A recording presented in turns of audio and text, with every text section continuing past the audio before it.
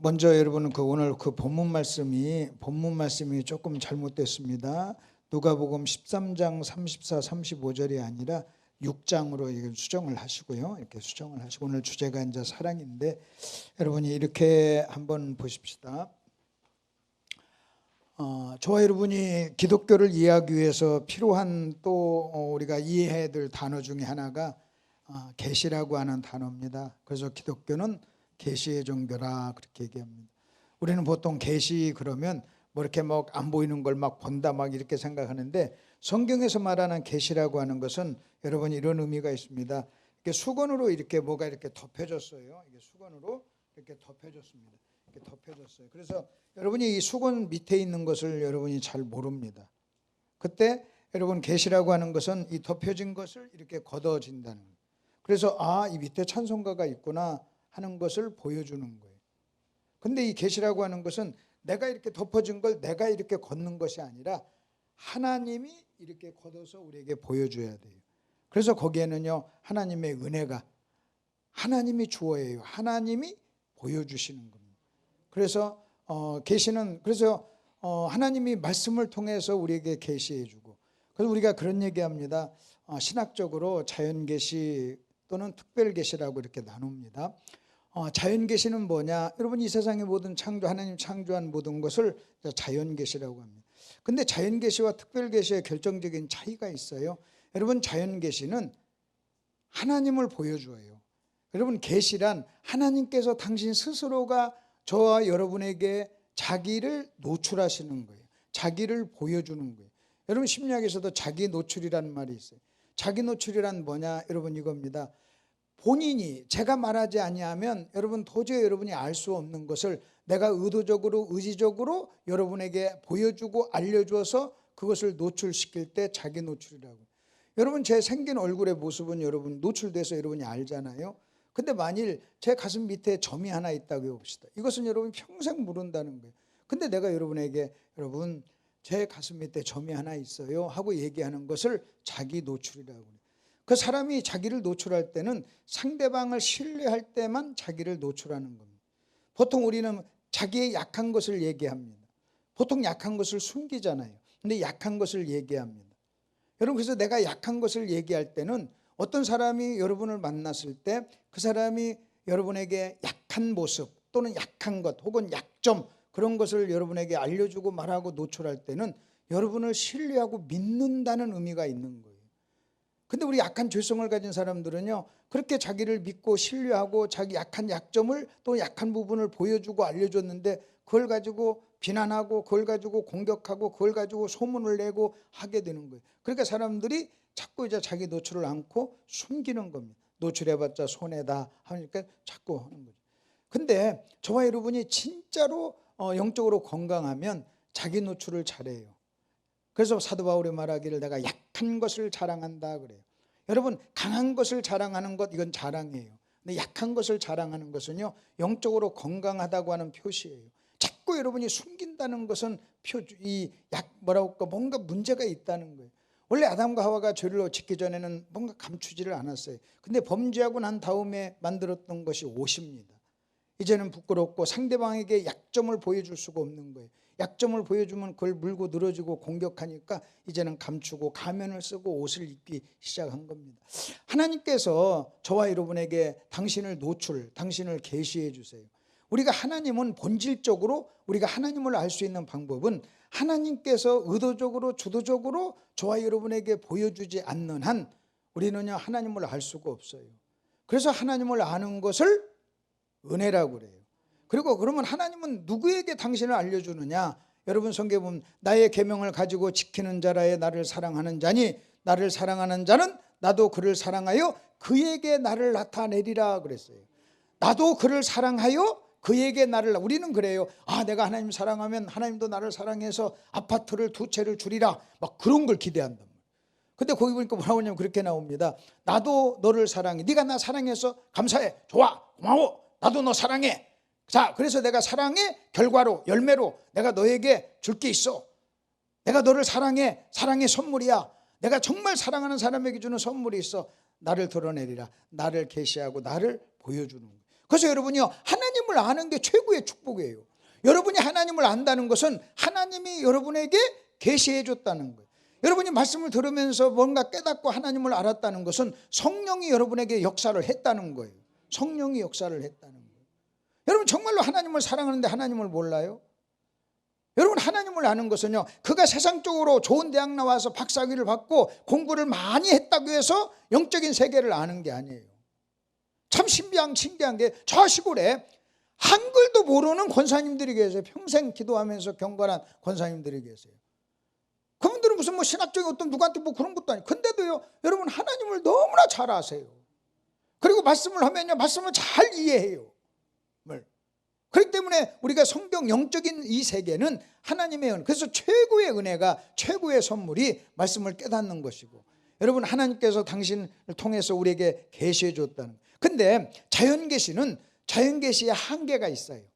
여러분 자연계시, 우리가 자연계시의 한계가, 우리가 여러분 산을 보면서 이런 자연계시의 축복, 자연계시는 뭘 의미하느냐 할 때 하나님의 존재를 알게 해요. 아, 이것을 보니 이것을 만든 분이 계시구나, 이건 하나님이 만들었어 하고 하나님의 존재를 얘기해요. 근데 자연계시의 한계는 뭐냐, 이거예요. 존재는 알 수 있고, 존재는 믿을 수 있고, 존재는 우리가 인정할 수 있는데, 그것을 만드신 분이 어떤 분이냐 하는 구체적인, 어떤 분이지, 누구시지 하는 것은 알 수가 없어요. 이것을 보니 이것을 만든 분이 있어, 이것은 알려주지만, 그러면 그 만드신 분이 어떤 분이야, 그분이 어떤 분이야 하는 것은요, 자연계시가 우리에게 알려줄 수가 없어요. 그냥 그것은 존재가 있다는 것, 하나님 이것을 보니 만든 분이 있다 하는 것을 알 수가 있습니다. 그러면 하나님은 어떤 분이냐, 하나님은 누구신가, 하나님은 어떻게 일하시는가, 하나님은 어떤 방법을 통해서 일하시는가, 하나님의 생각은 어떤가. 여러분 우리가 누구를 안다는 것은요, 외모를 알아서 아는 게 아니잖아요. 여러분이 이렇게 얼굴만 보고 이렇게 외모를 아는 것 가지고는요, 100년을 만나도 그 사람 알 수가 없어요. 결국은 내가 어떤 사람을 안다는 것은 그의 마음과 생각을 알아야 돼요. 여러분 그의 마음과 생각을 알려면 어떻게 해야 되느냐, 만나서 대화를 해야 돼요. 만나서, 그리고 그 사람의 이야기를 들어야 돼요. 그래야 여러분 내가 그 사람을 알 수가 있는 거예요. 알 수가 있는 거예요. 그래서 하나님께서, 하나님이 이거 존재는 믿지만, 아, 하나님이 어떤 분이시지, 존재하시는 그분이 어떤 분이시지, 이것을 알려주는 게 뭐냐, 그걸 특별계시라고 그래요. 그 특별계시가 누구냐, 하나는 예수님이에요. 예수님은요, 여러분 하나님이셨어요. 나를 본 자는 아버지를 보았거늘 그랬어요. 그래서 여러분이 예수님을 안다는 것은 하나님을 아는 거예요. 예수님은 이 땅에 오셔서 하나님이 어떤 분인가를 우리에게 보여주셨어요. 그래서 여러분 우리는 예수님을 통해서, 아, 저분이 하나님이구나 하는 것을 우리는 알게 되는 거예요. 그리고 또 하나가요, 말씀입니다. 말씀을 통해서 우리는, 그래서 말씀은요, 하나님의 자기 계시예요. 자기 노출이에요. 그럼 여러분 한번 생각해 보세요. 저와 여러분이 예수를 믿으면서 말씀을 사랑하지 않고 말씀을 안 읽는다 하는 것은요, 너무나도 큰 손실이에요. 말씀을 통하지 않고는요, 절대로 하나님을 알 길이 없어요. 그리고 하나님을 알지 못하면요, 믿을 수가 없어요.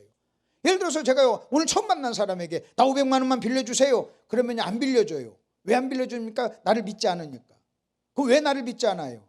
왜 믿지 않는 줄 아십니까? 왜 못 믿는 줄 아십니까? 나 500만 원만 빌려주세요. 처음 만난 사람에게 500만 원만 빌려주세요 그렇게 말을 하잖아요. 그러면 그 사람이 그래요, 나 믿고 빌려주세요. 그러면 내가 당신을 어떻게 알기에 내가 당신을 믿어 그래요. 당신이 누군 줄 내가 어떻게 알고 믿어 그래요. 그러니까 여러분 믿으려면요, 반드시 그 사람을 알아야 돼요. 그래서 여러분이 아는 것만큼 믿는 거예요. 근데 만일 여러분이 여러분의 목사님을 알고 누가 저를 정확하게 알아요. 그때 저를 정확하게 아는데 내가 누구인가, 어떤 능력이 있는가, 어떤 인격을 가지고 있는가를 알아요. 야, 누구인가, 이것은 인격이에요. 그리고 내 재산이 1000억이에요. 그건 내 능력이에요. 그리고 이 사람은 절대로 거짓말하지 않아, 떼어먹지 않아, 이건 인격이에요. 이 사람은 1000억을 가지고 있어, 이것은요, 갚을 수 있는 능력이에요. 1000억을 가지고 있는 믿을 만한 사람이, 그리고 굉장히 좋은 사람이 여러분 나한테 다가와가지고 500만 원만 빌려달라고 하면요, 500만 원 빌려달라고 말하는 것 자체가 고맙고 황송한 일이에요. 세상에 저렇게 좋으신 분이, 천억이나 재산을 가지고 있는 능력이 있는 분이 나한테 와가지고 나를 믿고 나를 빌려달라고 얘기했더니, 아, 저분은 내가 말하면 자기를 믿고 빌려달라고 했더니 고마워서 나한테 빌려줘. 그러면 나를 믿으려면 알아야 되는 거죠. 그래서 여러분은요, 하나님을 알아야 돼요. 근데 그 하나님을 아는 방법이 말씀을 여러분 보십시오. 내가 말씀을 읽지 않고 말씀을 공부하지 않고 말씀을 사랑하지 않고 여러분 많은 시간을 보내면요, 나중에 어느 날 인생을 마칠 때 그것처럼 억울하고 그것처럼 후회스럽고 그것처럼, 나는 다시 내가 예수를 믿고 다시 내가 20대로 돌아가고 10대로 돌아가면요, 나는요 더 많이 성경을 연구할 거예요. 더 많이 성경을 공부할 거예요. 더 많이. 지금은 남은 시간이 얼마 없으니까요, 시간 가는 게 아까워요. 어떻게 하면 좀 성경을 더 많이 알 수 있을까? 하나님, 어떻게 하면 성경을 더 좀 많이 알 수 있을까? 이게 마음의 소원입니다. 근데 여러분, 우리가 예수를 믿으면서도 성경을 공부하지 않고 성경을 읽지 않고 성경을 묵상하지 않고 여러분이 우리가 인생을 산다는 것은요, 철저하게 마귀에게 속은 거예요. 마귀는 알아요. 여러분, 저와 여러분이 성경을 읽고 하나님 말씀을 정확하게 사랑하고 하나님 말씀을 여러분 마음속에 모시면 어떤 일이 일어난다는 걸 마귀가 알아요. 그래서 마귀가 어떻게든 여러분 성경을 읽지 못하게, 공부 못하게, 묵상하지 못하게, 연구하지 못하게 하는 거예요. 여러분, 성경에서 형통의 조건을 유일하게 하나님 말씀 묵상하고 순종하라고 얘기했잖아요.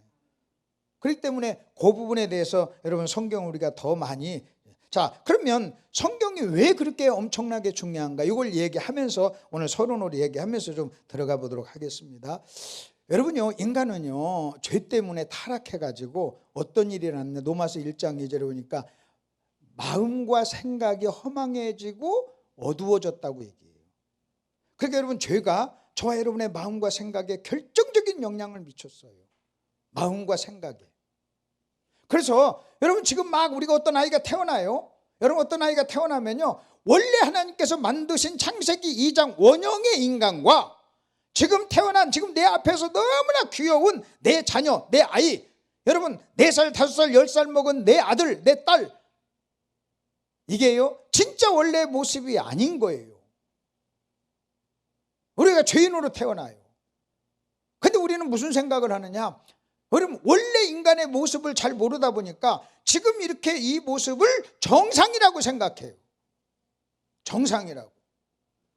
여러분, 다 그렇게 사니까 그냥 정상이라고 생각해요. 근데 영적인 시각에서 보면 정상이 아니에요. 우리는 죄로 말미암아 하나님을 알되 하나님을 영화롭게도 하냐고 마음과 생각이 어두워지고 허망해져서 그래요. 그래서 지혜롭지 못하게 돼서 우상을 섬겼다 그래요. 그래서 여러분, 우리는 죄 때문에 어떠냐, 여러분 영적으로 우리는요 무지하게 되고, 그 다음에 영적으로 어두워졌고, 그리고 우리는 영적으로 멍청해졌어요. 그것을 저는요 뭐라고 표현하냐면 이렇게 얘기해요. 마음과 생각이 어두워지고 허망해졌다. 저는 그것을 다른 표현을 이렇게 얘기합니다. 고장났다 그래요. 정상이 아니에요. 여러분, 정상이 아니에요. 사람들은요 정상이 아닌데 정상이라고 생각을 하는 거예요. 여러분, 여기 자동차가 있어요. 새 차예요. 새 차예요. 기가 막힌 차예요. 우리는요 새 차니까, 기가 막히니까, 보기 좋으니까 막 반짝반짝 빛나니까 여러분 문제가 없다고 생각해요. 근데 문제는요 시동이 안 걸려요. 여러분, 시동이 안 걸리는 자동차는 자동차가 아니에요. 고장난 거예요. 고장난 거예요. 근데 반짝반짝 빛나니까 여러분 정상인 것처럼 자꾸 생각하는 거예요.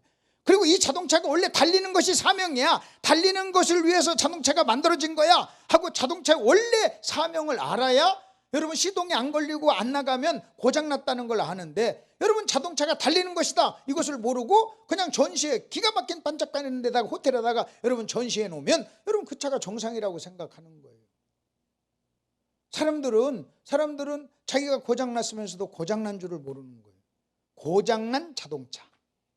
고장난 자동차. 그래서 일단 인간은요 여러분 그 고장난 마음과 생각을 고쳐야 돼요. 여러분, 자동차의 모든 부분은 완벽해. 근데 엔진이 고장이 났어요. 시동이 안 걸려요. 여러분, 마음과 생각이 고장났다는 것은 인간의 가장 중요한 핵심 요소인 여러분 인간의 엔진이 고장이 난 거예요. 만일 성령을 통해서, 성령께서 말씀을 통해서 저와 여러분의 인간을 인간되게 하는 가장 중요한 핵심 요소인 마음과 생각을 고치지 않는 한 평생 고장난 채로 사는 거예요. 자기가 고장난 줄도 모르고 그게 정상인 줄 알고 그냥 사는 거예요. 근데 그게 정상이 아니에요. 우리는 어두워지고 멍청해지고, 근데 사람들은요 다 자기가 나름대로 똑똑하다고 생각해요.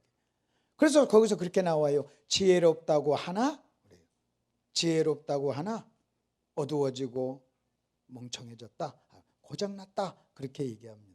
여러분, 예수 믿고 구원받고 하나님 말씀을 여러분이 자꾸 묵상하고 하나님 말씀을 듣고 회개하는 것은요, 고장난 저와 여러분의 마음과 생각을 말씀으로 고치는 줄 믿습니다.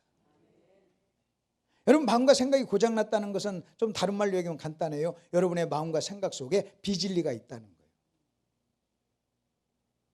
저와 여러분의 마음과 생각은요, 비진리가 딱 들어가면요 그 정상적인 기능을 못해요. 비진리가 들어가면. 여러분, 우리가 컴퓨터를 해가지고 메일을 보낼 때요, 점 하나만 딱 잘못 찍으면요 메일 안 돼요. 컴퓨터가 작동이 안 돼요. 모든 프로그램은요, 여러분 뭐 점 하나만, 글자 하나만 틀려도요 여러분 작동이 안 돼요. 인간이 만든 그것도 그렇게 정교해요. 근데 하나님이 만든 저와 여러분의 인간의 마음과 생각이 그 컴퓨터보다 훨씬 더 정교해요. 그래서 다 비슷한데 여러분 점 하나만 딱 잘못 찍어도요 여러분 고장이 나서 제 기능을 못해요. 제 기능. 근데 우리는요 그걸 그렇게 중요하게 생각하지 않아요. 마음과 생각이 고장났어요. 하나님 말씀으로 해요. 여러분의 마음과 생각을 고쳐야 돼요. 비진리가 있다는 거예요. 그럼 어떻게 고쳐야 되느냐? 간단해요. 여러분 마음속에서 비진리를 몰아내고 진리를 그 자리에 집어넣어야 돼요. 여러분 진리와 비진리를 바꿔야 돼요. 여러분 그것을 회개라고 그래요. 그리고 목사는요 그것을 사역이라고 그래요. 하나님 말씀을 설명하여 그로 하여금 이 말씀을 받아들이고 비진리를 버리게 하는 것, 이게요 여러분 말씀 사역이에요. 제가 오늘 여기서 설교하는 목적이 뭔지 아십니까? 혹시 여러분의 마음속에 잘못된 어떤 생각, 살짝 잘못된 생각, 여러분 점 하나가 잘못 찍혀진 그 잘못된 생각, 그 사람은요 그 점 하나 잘못 찍혀진 그것 때문에 내가 지금 평생 동안 수십 년 동안 내가 제 기능을 하지 못하고 이렇게 고장난 상태로 살았다는 것을 모르고 산 그 사람에게 당신이 그랬습니다, 그걸 고치십시다 하고 하나님 말씀 진리로 바꾸는 일을 하는 거예요. 오늘 제가 여러분에게 고칠 영역이 부분이 뭐냐? 사랑이라고 하는 부분이에요. 사랑이라고.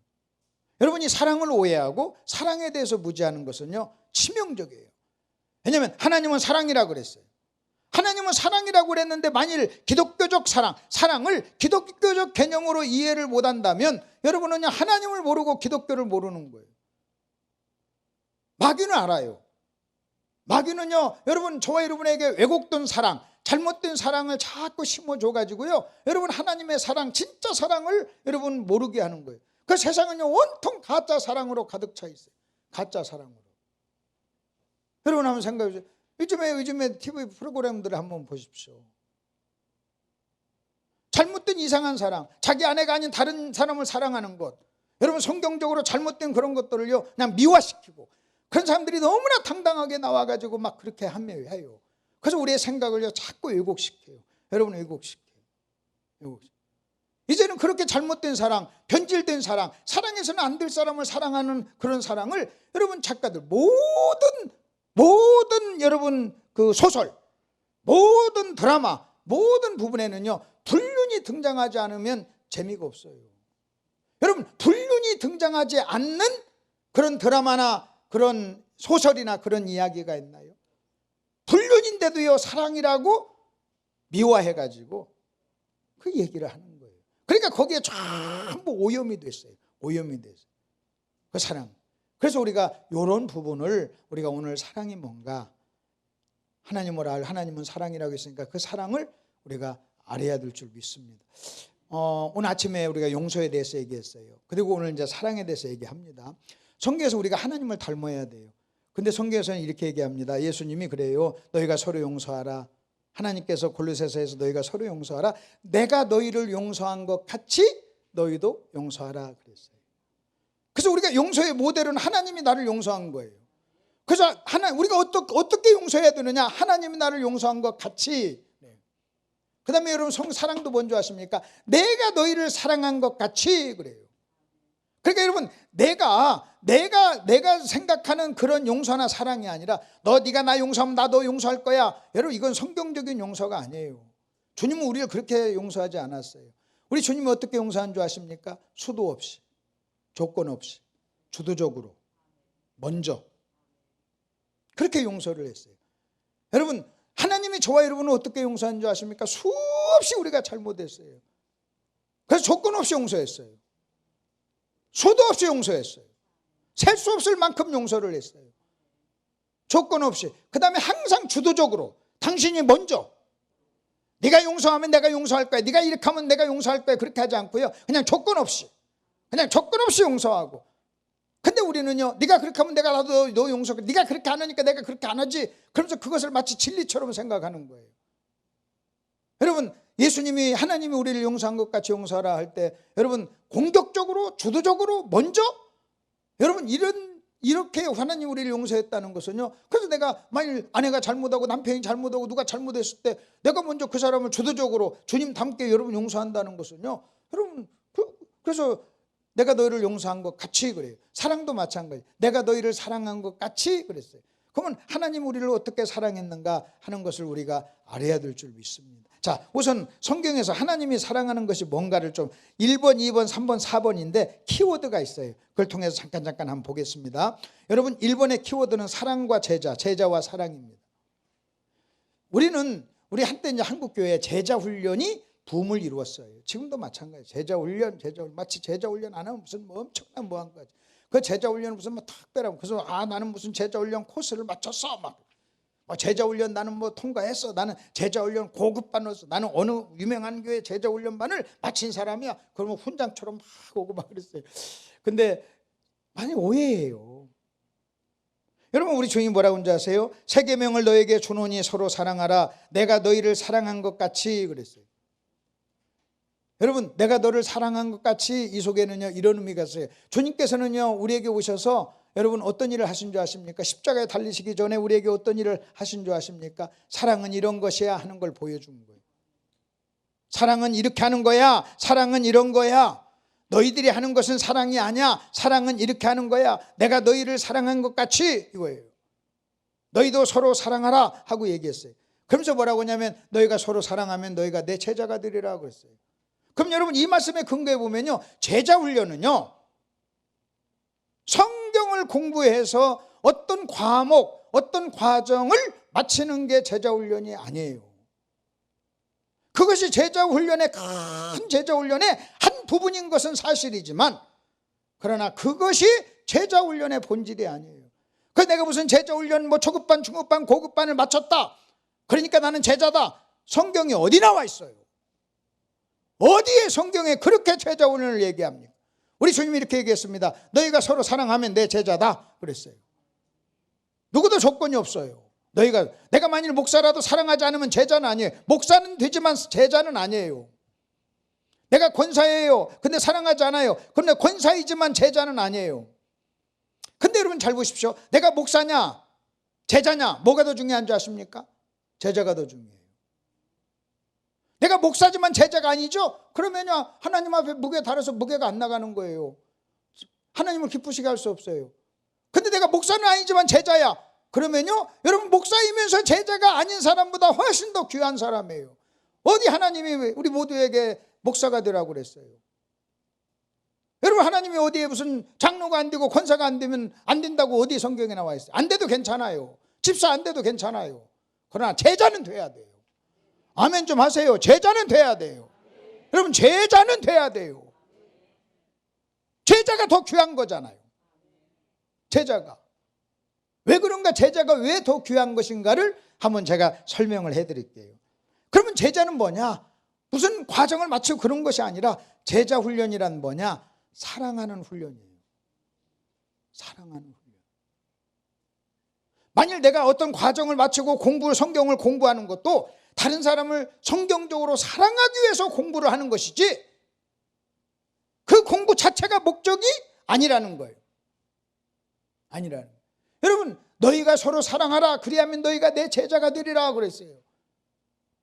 그렇다면 제자 훈련이란 사랑하는 훈련이에요. 제자는 어떤 사람이냐? 사람을 사랑하는 사람이에요. 누구처럼? 하나님처럼. 하나님의 사랑으로 사랑하는 사람이 제자예요. 자, 그러면 또 한번, 그럼 여러분 한번 생각해 보세요. 여기 제자 훈련은 초급반, 중급반, 고급반을 마친 사람이 있어요. 성경을 많이 알아요. 근데 사람을 사랑하지 않아요. 여러분 여기 사람은요, 이 과정 마치질 않았어요. 성경 잘 몰라요. 근데 사람을 예수님처럼 하나님처럼 진짜 사랑해요. 누가 제자예요?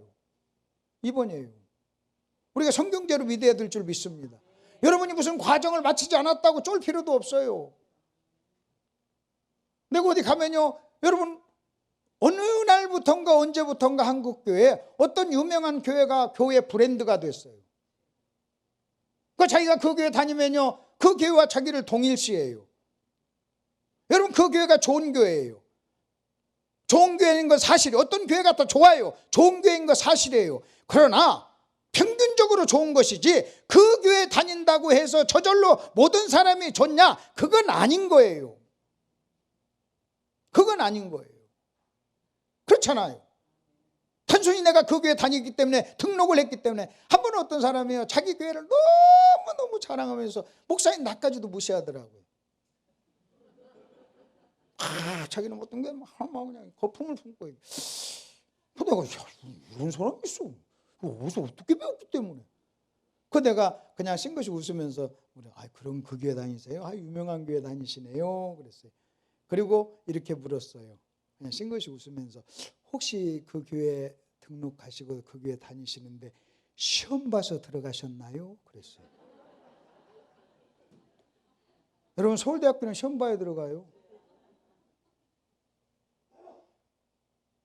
시험 봐서 들어가는 교회가 어디 있어요? 내가 그랬어요. 안 봤다고. 안 봤겠지. 안 봤지. 그래서 내가 그랬어요. 아니 시험도 안 보고 들어갔는데 뭘 그렇게 자랑하세요? 그랬어요. 그 다음에 내가 이렇게 얘기했어요. 자꾸 그렇게 얘기하면 다음 주에 내가 당신 교회 등록해버려. 그랬어요. 그럼 나한테 자랑할 것이. 왜 나도 그 교회 다니니까.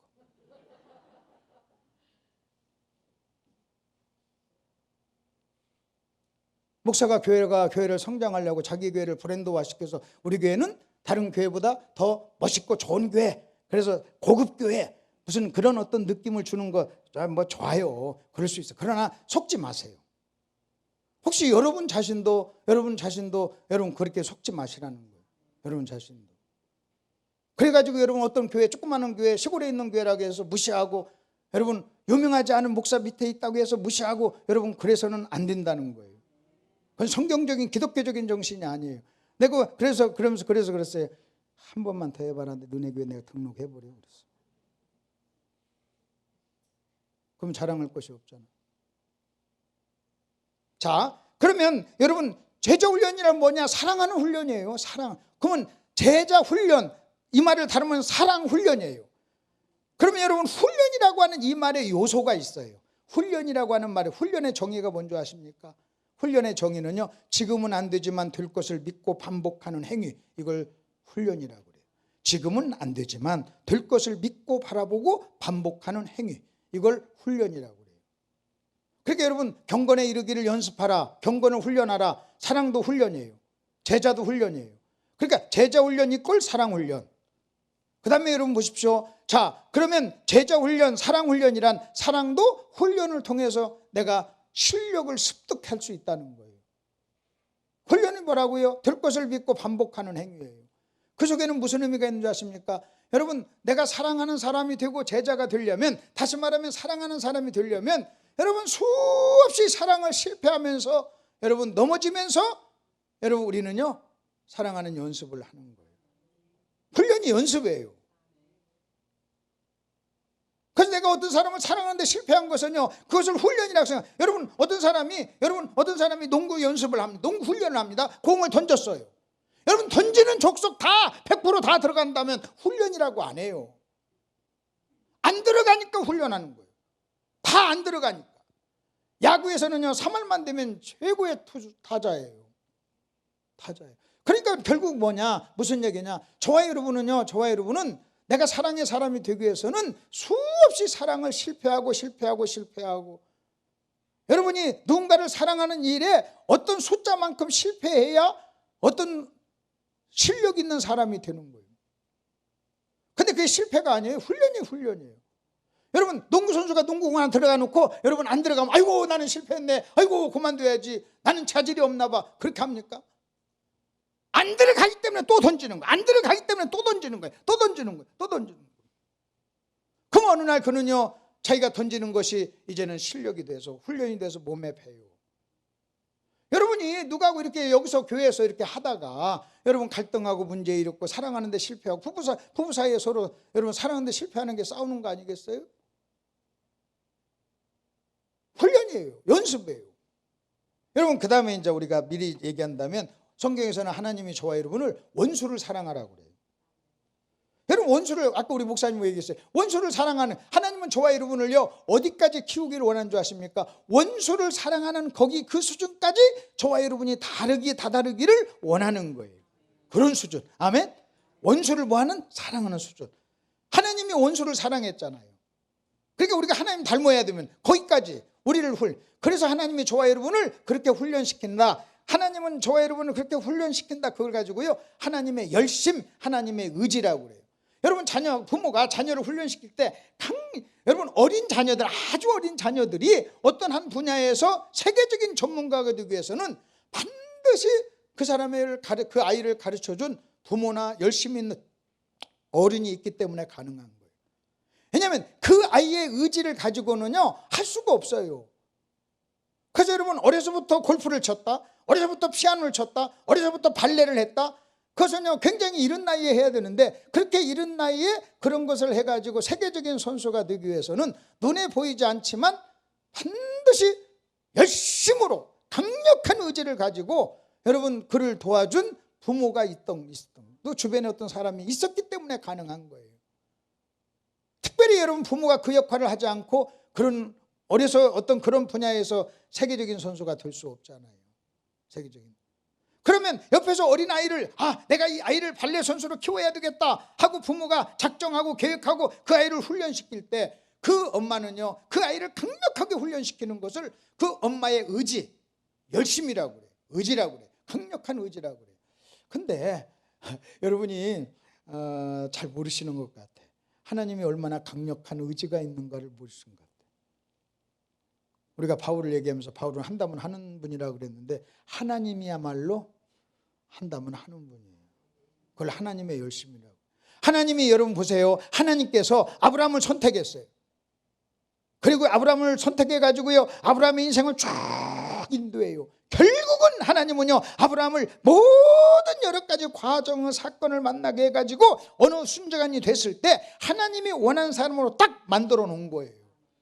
그리고 창세기 22장에서 아들을 딱 바쳤을 때 하나님이 아브라함을 향하여 네가 이제야 나를 경외하는구나, 너 내가 원하는 사람이 됐구나. 이 속에는 무슨 의미가 있는지 아십니까? 내가 너를 불렀을 때부터 여기까지 내가 너를 강력한 의지를 가지고 너의 모든 발걸음을 인도해서 너를 이런 사람으로 내가 만들었어. 그래서 이 과정, 한 아브라함을 이렇게 인도해서 아브라함을 이런 사람, 하나님이 원하는 사람으로 만드는 이것을 하나님의 열심이라 그래요. 하나님의 의지라고 그래요. 여러분 한 사람 한 사람을 향한 하나님의 열심, 하나님의 의지가 있음을 믿으시길 바랍니다. 하나님의 의지가 있어요. 나를 향한 하나님의 열심이 있어요. 나를 향한 의지가 있어요. 내가 그 하나님의 열심을 알고 하나님의 의지를 알고 내가 그 하나님과 협력해서 하나님의 의지에 내가 순종을 하면 여러분 이 과정이 빨라지는 거예요. 편하고. 근데 거기에 자꾸 내가 불순종하고 거역하고 불순종하면요 하나님의 의지와 내 의지가요 충돌하는 거예요. 여러분, 하나님의 의지와 내 의지가 충돌, 그게 뭔지 아십니까? 싸움이에요. 갈등이에요. 하나님과의 갈등이에요. 그 성경은요 하나님을 대적한다고 그래요. 바울과 바나바가 생각이 달랐어요. 크게 싸웠어요. 하나님의 생각과 내 생각이 부딪혀요. 하나님의 의지와 내 의지가 충돌을 해요. 여러분, 하나님께서 뭐라고 하는 줄 아십니까? 내 입에서 나간 말은 반드시 내 뜻을 이루리라 그랬어요. 이사야 55장이에요. 내 입에서 나간 말도 여러분 하늘에서 비가 내려서 여러분 땅을 적시어 열매를 맺음과 같이 그래요. 내 입에서 나간 말, 하늘에서 내린 비가 땅을 적셔서 열매를 맺듯이 내 입에서 나간 말도 반드시 결과를 만들어낸다. 말씀은요 반드시 결과를 만들어내요. 왜 그런 줄 아십니까? 그 말씀 속에는요 하나님의 의지가 들어있습니다. 제가 여기서 그냥 살살 여러분 하면 해도 좋고 안 해도 괜찮아요. 하고 싶으면 하시고 하기 싫으면 하지 마세요. 그러면 의지가 약하잖아요. 아멘 하시길 바랍니다. 아멘 똑바로 하세요. 아멘 좀 하시란 말이에요. 여러분 의지가 좀 강하죠? 아니면 연습한 거예요? 네. 아까 아멘 하든지 말든지 알아서 하세요. 뭐 힘드시면 안 하셔도 좋습니다. 오신 것만도 감사한데. 그러면 약하죠. 근데 제가 딱 정색을 하면서 아멘 하세요. 아멘 하시란 말이에요. 아니 돈 들어야 아멘 안 하게? 헌금하라는 것은 돈 없으면 못하지만 돈 드는 것도 아닌데 왜 못해요? 하시라고요. 그러면 약간 좀 싸늘하죠? 강력한 의지가 있는 거죠. 그래서 제가 설교할 때 내가 말 속에 강력한 의지를 집어넣는 거예요. 그래서 설교를 하고 나면요 먹었던 것이 쏙쏙 빠져. 우리 목사님은 설교 안 하시고 저랑 같이 먹으니까 2kg 늘었다 그래. 저는 이렇게 설교하고 나면 쭉쭉 빠져요. 왜냐하면 내 말 속에 내가 내 의지를 심고 내 힘을 심기 때문에 그 에너지가 거기에 소모가 되는 거예요. 에너지가 소모가 되는 거예요. 근데 하나님의 말씀 속에는요 하나님의 강력한 의지가 있어요. 그래서 여러분이 하나님의 말씀을 여러분이 받아들이잖아요. 그러면 그 말씀 자체가 가지고 있는 능력이 있어요. 하나님의 말씀은 생명력이 있고 그래요. 여러분이 아멘해서 오늘 받은 말씀을 여러분이 딱 받아들이잖아요. 그러면 여러분의 마음속에 들어간 하나님의 말씀은 반드시 결과를 만들어내요. 결과. 여러분이 말씀을 사랑하고 사모하고 말씀을 여러분에게 받아들이면 여러분 지금 당장 여러분 한번 보십시다. 지금 여러분의 모습, 지금 여러분의 믿음의 모습, 지금 여러분이 신앙인 여러분이 뭐해서 여러분 지금 같은 신앙을 가지게 됐어요? 지금 같은 신앙을 갖고 해서 무슨 특별한 일을 했나요? 무슨 특별한 일을 했어요? 그리고 주일날 교회 와서 말씀 듣고 졸다가 가고 또 말씀 듣고 가고 어떤 때는 신경이 나서 아멘도 안 하고 가고 째리고 가고 목사님한테 막 한번 에이씨 무슨 설교를 저렇게 안 하고 듣고 가고 막 그렇게 하고 또 왔다 가고 듣고 가고 왔다 듣고 가 계속 그렇게 다녔는데 지금 여러분 같은 사람이 됐잖아요. 한 게 뭐 있어요? 그냥 교회 와서 말씀 듣고 가고 말씀 듣고 가고 말씀 듣고 가고. 근데 여러분 그렇게 해서 들은 말씀이지만 여러분 어떻게든 내 마음속에 들어온 하나님의 말씀이 여러분을 지금의 모습으로 바꾼 거예요. 왜? 내 속에 들어온 하나님의 말씀은 생명력이 있기 때문에 여러분 그래서 우리는요 여러분 여기 사과나무 씨를 뿌려요. 심어요. 우리는요 그 사과나무 씨에서 사과를 보는 거예요. 그 사과나무 씨에 생명이 있어요. 사과가 있는 거예요. 농부는요 그걸 봐요. 농부는 여러분 심으면서 가을에 열매를 보는 거예요. 결과가 있어요. 하나님의 말씀은 씨요, 하나님의 말씀은 생명력이 있고 하나님 말씀 속에는 하나님의 강력한 의지가 있는 거예요. 그래서 사람들이 하나님의 말씀을 우습게 알아요. 여러분이 오늘 이번 부흥회 하면서 하나님의 말씀을 들어서 여러분의 마음속에 떨어진 하나님의 말씀은 여러분 지금 당장 어떤 열매가 안 나타나는 것 같아도요 여러분의 말씀 속에 떨어졌다면 그 말씀은요 반드시 결과를 만들어내요. 왜냐하면 그게 말씀의 능력이에요. 나는요 그거 믿어요. 나는요 그걸 여러분 그것을 믿으니까 내 청천을 맞춰서 말씀 전하는 이 일을 하는 거예요. 이 일을 하는 거예요. 이게 우스운 것 같아요? 지금 당장 뭐해도 여러분이 뭐 안 듣는 척해도 다 들어요. 그래 다 여러분 마음속에 심어져요. 말씀이 가지고 있는 엄청난 능력이 있어요. 그 하나님의 말씀 속에는요 사랑의 DNA가 있어요. 그래서 여러분이 말씀을 사랑하면 여러분이 주님 닮은 사람이 된. 자, 그러면 훈련이에요. 훈련. 사랑을 훈련해야 돼요. 제자와 여러분 사랑. 근데 그러면 거기 1번에서 이렇게 얘기합니다. 너희가 서로 사랑하라. 사랑하면 내 제자이리라 그랬어요. 제자 훈련은 사랑하는 훈련입니다. 그런데 그래서 제자와 사랑은 동의어라고 여러분 보셔도 돼요. 근데 여러분 그다음 말씀 그렇게 하시고 고린도전서 13장을 한번 보세요. 사랑이 없으면 그래요. 사랑이 없으면 아무것도 아니요. 사랑이 없으면 아무것도 아니요. 여러분 그 말씀을 여러분 거기 요한복음 13장과 연결해서 여러분 본다면 사랑이 없으면 할 때 거기다 사랑을 딱 빼면요 제자가 아니면 그렇게 넣어도 되는 거예요. 왜? 제자는 사랑하는 사람이에요. 너희가 서로 사랑하면 내 제자이리라 그랬어요. 그렇다면 사랑이 없다는 얘기는 제자가 아니라는 거예요. 그렇게 지금 뭐라고 하는지 아시면 너희가 사랑이 없으면 아무것도 아니요 그랬어요. 그래서 제가 여러분 보세요. 여러분 어떤 사람이 사랑이 없으면 아무것도 아니, 내가 목사예요. 사랑이 없어요. 아무것도 아닌 목사예요. 내가 10,000명을 목회해요. 근데 사랑이 없어요. 여러분 10,000명 모이는 교회 아무것도 아닌 목사님. 너무 길어요?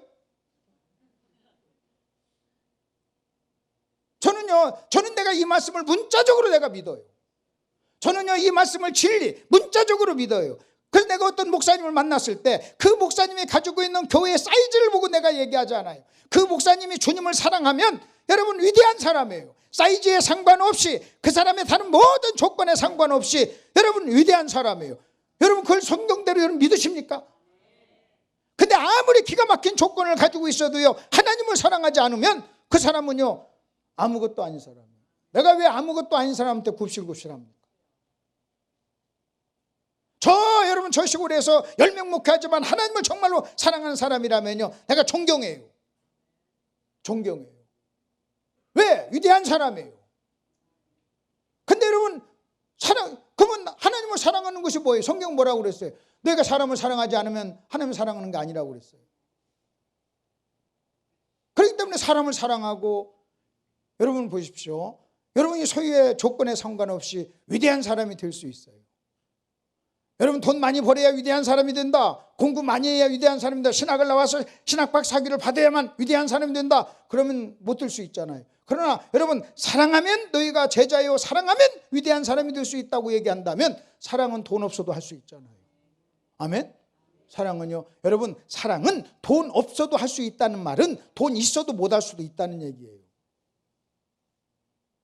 그래서 여러분 목표를 이렇게 잡으셔야 됩니다. 제자가 되자. 사랑하자.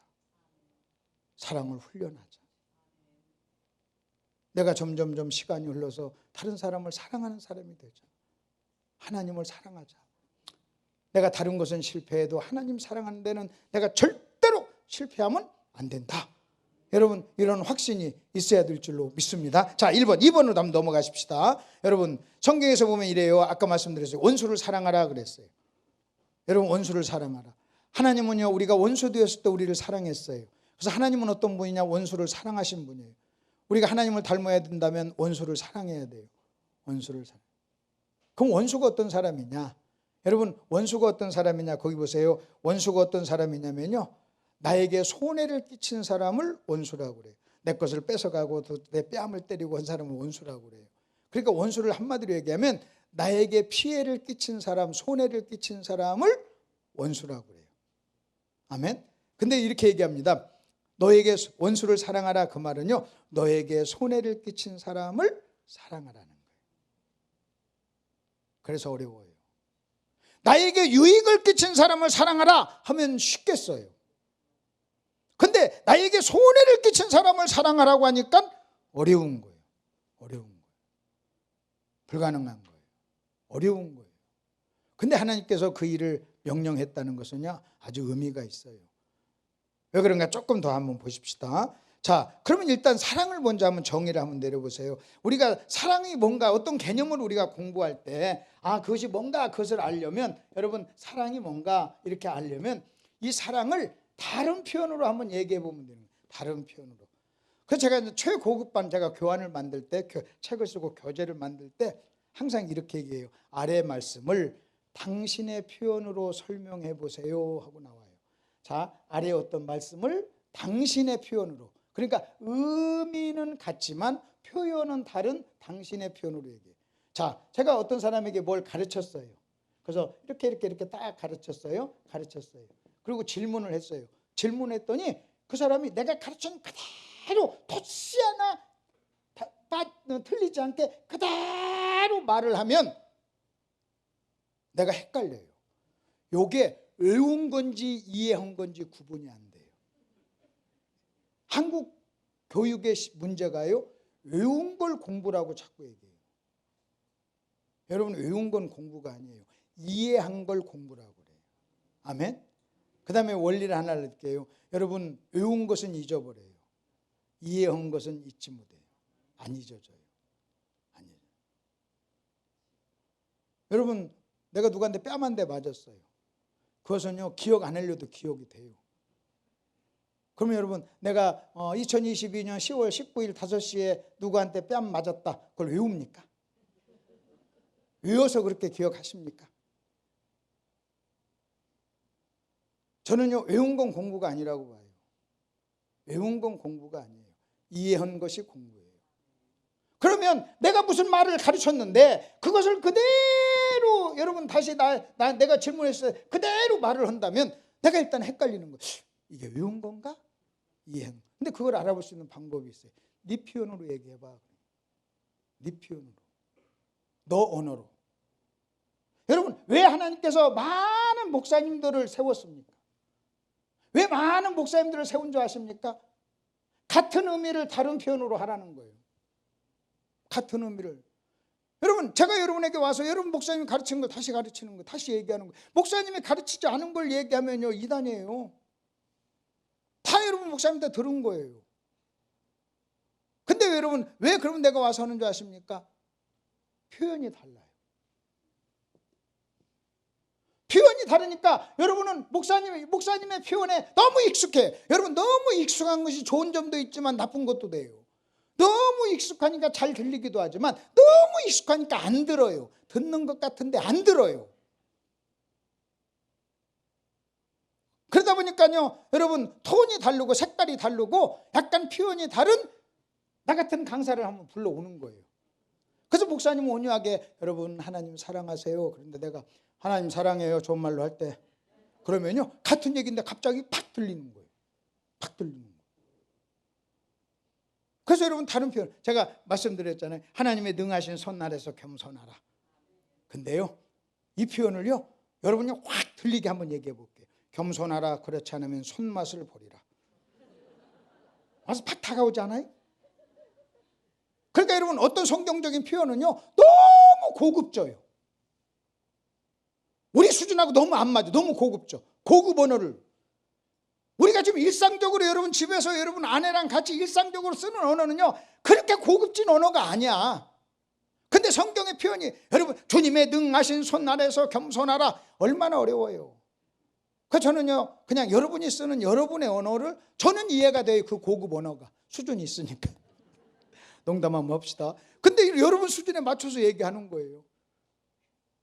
겸손하라. 그렇지 않으면 손맛을 보리라. 가로 열고 지하실 간다. 가로 닫고. 하나님이 지금 얘기하는 거예요. 하나님이 너 순종해. 겸손해. 그렇지 않으면 가는 수가 있어. 겸손해. 그렇지 않으면 너 내 손맛 본다. 좋은 말로 할 때 겸손해. 지금 그 말을 그게 아주 고급지게 그렇게 얘기하는 거예요. 근데 너무 고급지게 얘기하니까 안 들려. 그래서 여러분 다른 표현으로 와서 그래서 많은 목사님들이 필요한 게 뭐냐면 이런 목사님 필요한 게 뭐냐면 이 목사님의 표현에 안 들렸던 귀가 이 목사님한테는 들려요. 왜? 설교를 잘해서가 아니라 갑자기 색깔이 다른 목소리니까 팍 들리는 거예요. 너무나 익숙해가지고 막 듣는 척만 척하고 졸았는데 갑자기 이상한 소리 딱 하니까 들리는 거예요. 그러면 사람들은 그래. 야, 이번에 오신 강사님이 뭐 더 능력 있어서 내가 은혜 받아. 그런 거 아니라니까요. 갑자기 이상한 얘기 하니까, 이상한 표현으로 하니까 들리는 거예요. 톤이 다르니까. 그리고 너무나 익숙하니까 마음 퍽 놓고 이렇게 하다가 지금 온 강사는 얼굴도 험상궂은데다가 잘 안 들으면 뭔가 막 그냥 지하실 데리고 같은 그런 분위기가 막 풍기고 그러니까 안 들을 수가 없다는 게 듣다 보니까 들리는 거예요. 그래서 여러분 보세요. 우리는 설교를 잘한다 못한다 그런 게 아니에요. 하나님이 각각 목사님들에게 주신 그 목사님의 표현들이 있어요. 그 표현들이 있어요. 그래서 여러분 이 표현에 들렸던 사람이 또 이 표현에 또 안 들렸던 사람이 이 표현에도 들리고 하니까 혹시라도 여러분 그래요. 여러분 목사님은요. 여러분 중에 혹시 김덕신 목사 부르면 김덕신 목사의 표현에 누군가 한 사람이라도 내 설교에 안 들렸던 사람이 들려서 여러분 삶이 좀 달라지고 인생이 좀 달라지지 않을까, 은혜 받지 않을까 해가지고 와서 불러서 이야기를 하는 거예요. 내가 잘해서가 아니라. 잘하긴 뭘 잘해요. 여러분 목사님들 다른 교회 가면요 그냥 탁월한 강사인 거예요. 그 대부분 자기 밖에서 탁월한 강사가 자기 교회에서는 평범한 강사예요. 저도 우리 교회에서는 평범한 강사예요. 우리 교회에서는. 그렇기 때문에 그런 부분들. 자, 그러면 여기 또 한번 봅시다. 너희 원수를 사랑하라. 그러면 사랑이라는 하는 것이 뭔가를 알려면 사랑이라는 것을 다른 표현으로 한번 얘기해 보자는 거예요. 다른 표현으로 한번 얘기해 보자는 거예요. 사랑하니까 너무나 식상해요. 너무나 익숙한 단어야. 너무나 익숙하고 그리고 너무나 유명한 단어고 많이 썼던 단어예요. 근데 재밌는 것은요, 이렇게 많이 쓰고 익숙한 단어지만 의미는 몰라요. 단어를 많이 쓰고 많이 듣고 많이 말을 하다 보니까 익숙해졌지, 그 단어의 의미를 그렇게 익숙하다고 해가지고 아는 건 아니에요. 여러분, 순종이라는 단어를 얼마나 많이 듣고 썼습니까? 근데 내가 볼 때요, 순종의 진정한 성경적 의미를 아는 사람 많지 않아요. 여러분, 알면 순종하지 않을 수 없어요. 마찬가지예요. 여러분, 거기 보십시오. 그래서 제가 한번 물어봤어요. 사랑이라고 하는 단어에 같은 의미를 담은 다른 표현이 뭐가 있을까 하고 얘기를 해보라고 그랬어요. 그랬더니 이런 것도 나와요. 수고한다. 그래서 사랑의 수고, 사랑하면 수고하는 것. 또 여러분, 사랑하면 거기 보니까 희생하는 것, 섬기는 것, 주는 것, 참는 것, 용서하는 것, 다 사랑이라고 하는 어떤 요소들을 담고 있어요. 여러분, 사랑은 참는 겁니다. 사랑은 희생하는 겁니다. 사랑은 섬기는 겁니다. 사랑은 주는 겁니다. 참는 것입니다. 용서하는 것입니다. 그래서 여러분, 요한 고린도전서 13장에서도 사랑은 하면서 이렇게 나오잖아요. 이런 단어들은요, 흔히 다 나오는 단어들이에요. 제가 이제 이런 걸 안 보여주고 그냥 이렇게 물어봐요. 자, 사랑을 같은 의미를, 사랑이라는 의미를 담은 다른 단어가 있으면 한번 얘기해 보세요. 그럼 이런 단어들이 나와요. 그럼 내가 또 나와요. 그러면 이 정도 나오면요, 그 다음에 또 하면 이제 그 다음부터는 안 나와요, 거기. 그럼 내가 또 한번 생각해 보세요. 또 한번 생각해 보세요. 그 말은요, 진짜 내가 원하는 어떤 단어가 안 나왔기 때문에 자꾸 얘기를 하는 거예요. 거기에 그 단어는 가로를 집어넣었어요. 여러분, 사랑은 희생하고 수고하고 섬기고 주고 참고 용서하고 다 기가 막힌 말들이에요. 근데 강력하게 사랑이라고 하는 것을 저와 여러분에게 충격을 주는 또 다른 단어가 있어요. 이 모든 거 아주 가장 강력한 단어가 있는데 그게 뭔지 아십니까? 사랑? 그게 뭐냐면요, 손해보는 거예요. 다시, 사랑은 뭐라고요? 손해보는 거. 사랑은 손해보는. 여러분이요, 손해본다는 요 개념을 여러분이 이해를 하셔야 돼요. 여러분, 마찬가지예요. 사랑은 참는 것, 희생하는 것, 섬기는 것, 주는 것, 참는 것, 용서하는 것, 다 손해보는 거예요. 근데 여러분 보세요. 여러분, 희생하는 거나 손해보는 거나 아니면 주는 거나 손해보는 거나 같지만, 여러분, 손해하면은요, 훨씬 더 우리 용어에 자극적이고 와서 팍 부딪혀요. 그래서 여러분, 자, 우리 이렇게 합시다. 사랑은 하면 여러분 손해보는 거 합시다. 사랑은, 다시요, 사랑 손해예요. 사랑은 손해보는 거. 사랑은 손해보는 거예요. 여러분, 이 개념을 이해하는 것이요, 굉장히 중요해요. 그러면 여러분 봅시다. 사랑을 손해보는 거라고 얘기한다면, 원수를 사랑하라, 이 말의 의미가 뭔지 아십니까? 원수는 나에게 뭘 끼친 사람이에요? 손해를 끼친 사람이에요. 그 원수를 사랑하라 그 말은요, 원수 1차적으로 나한테 손해를 끼쳤어요. 그걸 1차 손해예요. 근데 사랑을 하니까 또 뭐 하는 거예요? 이것도, 사랑도 또 다른 말로 뭐예요? 손해. 그래서 원수를 사랑하라는 말을 다른 말로 바꾸면 여러분입니다. 손해보고 또 손해보라, 그 말이에요. 여러분, 원수를 사랑하는 것은 너 그 사람한테 손해봤지? 그래서 그 사람이 원수지? 한 번 더 손해봐. 여러분, 원수를 사랑하라 그 말은요, 더 손해봐. 근데 우리는 뭔지 아십니까? 내가 어떤 사람에게 손해봤죠? 그러면 우리는 어떻게 하는 줄 아십니까? 한 번 속지 두 번 속냐? 그래요. 내가 왜 너한테 두 번 속아? 한 번 속았으면 됐지. 내가 옛날에 너 때문에 내가 손해봤는데, 이놈 만나면 내가 계속 손해보는 거야. 그거 안. 그럼 여러분 잘 보세요. 원수를 사랑하라, 이 속에는 손해보고 손해봐라. 자, 한번 해봅시다. 시작. 손해보고 손해봐라. 손해보고 손해봐라. 그래서 여러분, 다른 표현으로 얘기하는 게 참 좋아요. 그러면 원수를 사랑하라 했을 때 잘 안 다가왔던 이 개념이요, 손해보고 손해보라 하는 개념으로 탁 다가와요. 근데 그 말이 손해라는 그 개념이 있느냐? 성경 거기 보십시오. 사랑은 자기의 유익을 구하지 않냐고 상대방의 유익을 구하는 거예요. 자기의 유익을 구하지 않고 상대방의 유익을 구하는 것이니까요, 손해보는 거예요. 손해보는 거예요. 근데 여러분 보십시오. 참 우리는요, 여러분 우리는 손해보는 건데, 손해를 보면 우리는 마음속에 뭐가 생기는 줄 아십니까? 피해의식이 생겨요. 상처받았다고 그래요.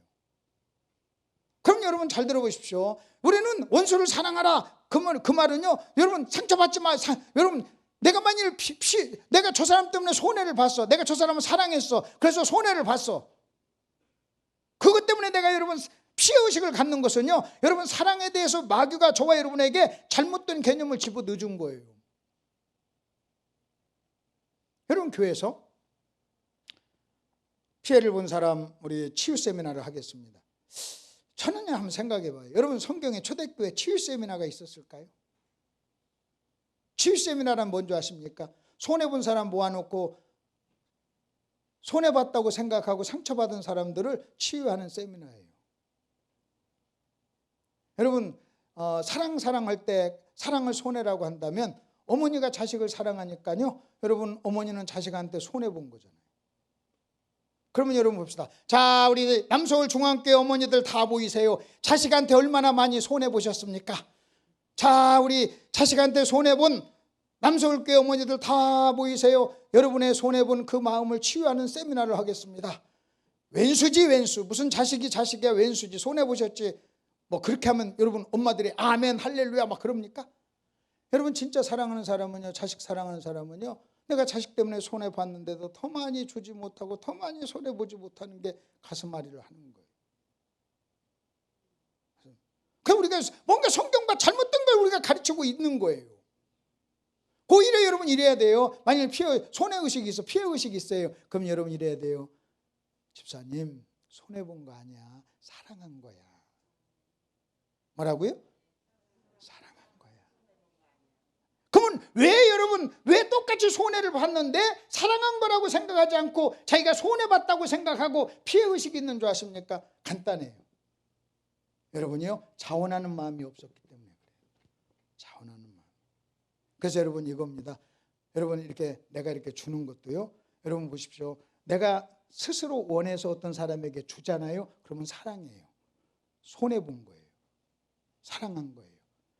근데 어떤 사람이 칼 들고 와서 돈 내놔, 없어요. 이게 푹 찌르려고 할 때 돈을 주는 것은 빼앗긴 거예요. 그래서 여러분이요, 같이 여러분 빼앗긴 것하고 준 것하고 차이가 뭐예요? 내가 누군가를 사랑하지 않고 자원하는 마음이 없으면 빼앗긴 거예요. 근데 여러분 사랑하는 마음이 있으면 준 거예요.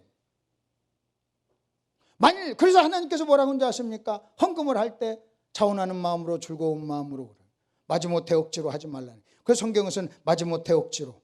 여러분 마지못해 억지로 한다는 것은 의지가 없이 하는 거예요. 의지가 없이 하는 것은요, 하나님을 강도로 보는 거예요.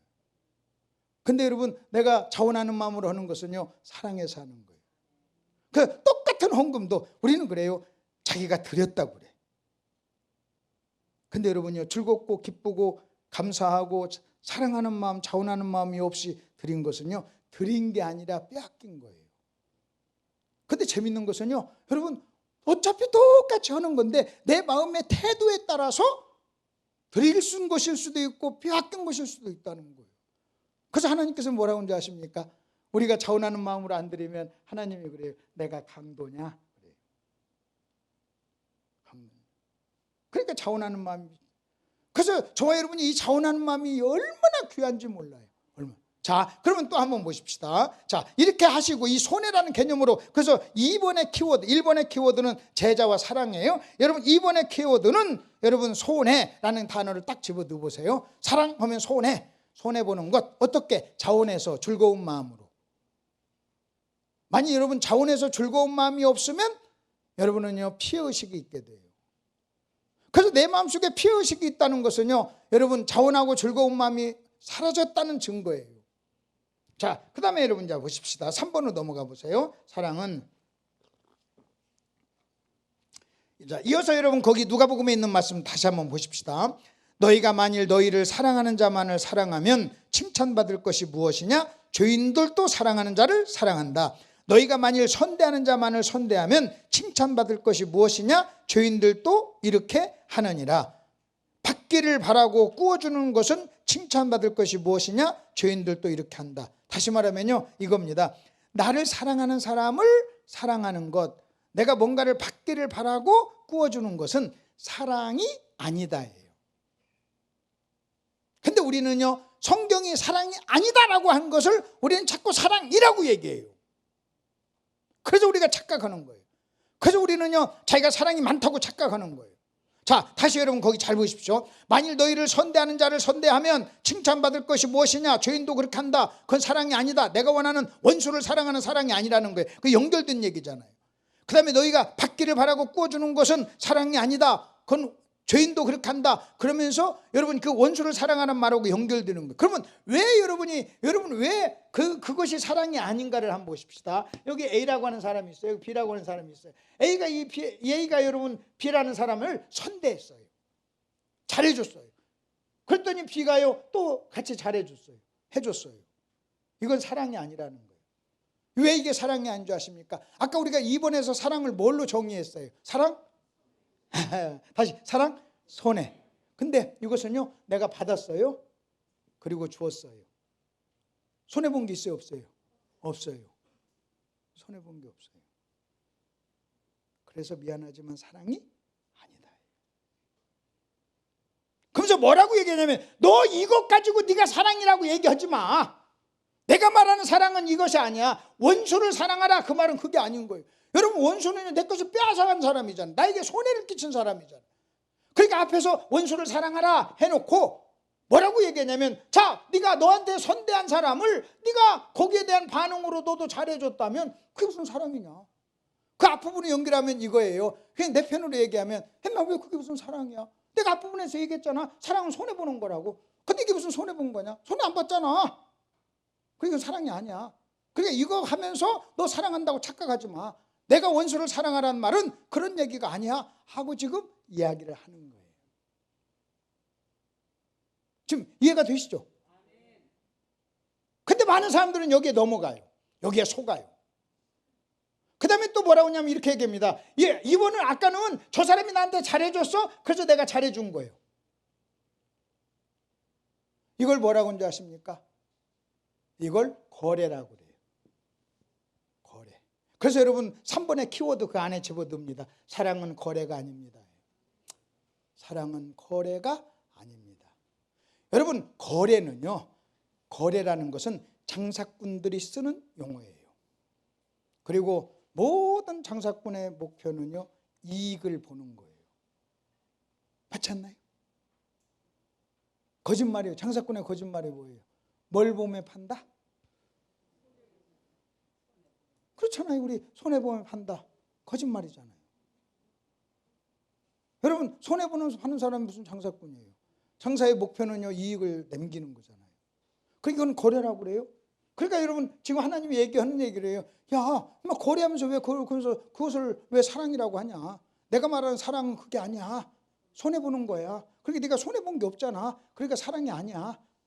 그 정도는 100번 양보해서 사랑이라고 해도 그것은 세리와 창기 같은 사람도 하는 그런 수준이 낮은 거야. 내가 얘기하는 것은 훨씬 더 고차원적인 거야. 손해보는 거야. 이렇게 얘기하는 거예요. 이해가 되셨죠? 자, 이번엔 또 이 얘기를 하는 거예요. 자, 받기를 바라고 꾸어주는 거예요. 받기를 바라고 꾸어주는 것은 여기 1번은 이 사람이 나한테 주었기 때문에 나도 주는 거예요. 거래예요. 근데 2번은 뭔지 아십니까? 이 사람이 나한테 주지는 않았어. 근데 내가 먼저 줬어.